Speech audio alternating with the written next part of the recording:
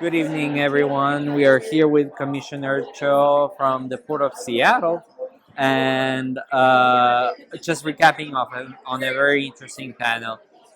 Commissioner, and as you said, and as I knew from working in a congressional office, uh, ports are probably one of the most difficult spaces where to electrify. Mm, So one has to think of different fuels that do not necessarily pull uh, carbon from another geologic era into the atmosphere. Um, did you have you thought within the port of Seattle? Have there been particular fuels in mind in that sense? yeah, so I think right now we're looking at a couple of fuels: methanol, ammonia, hydrogen. I think what's clear is that we are moving beyond a single fuel Right, type, and right. especially in the maritime industry. We also are looking at sustainable aviation fuels, right? Yes. And so I think there are a plethora of fuels.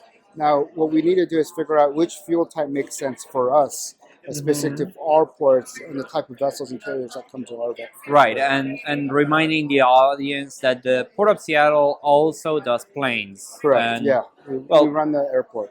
planes and ships are difficult to Yeah, electrify. very different. Yeah. Yeah.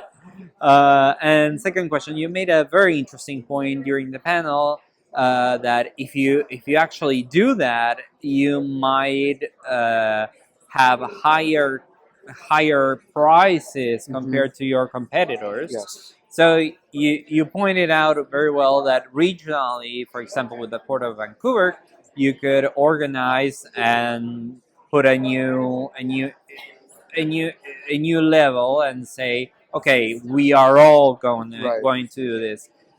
Can you tell us a little bit about thinking largely about the IMO initiative Yeah. you supported? Absolutely.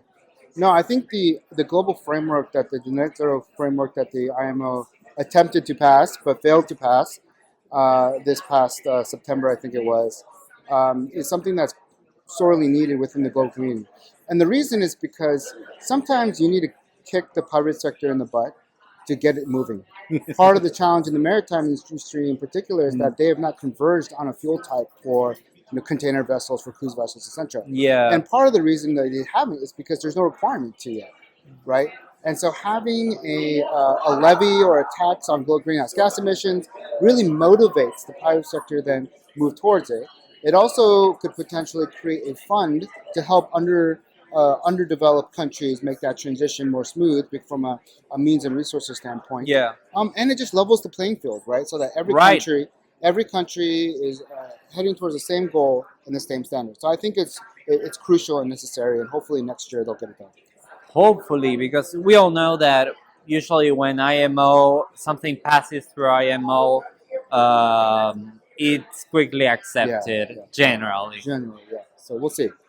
Commissioner, thank you so Thank you. much. Appreciate it. Pleasure.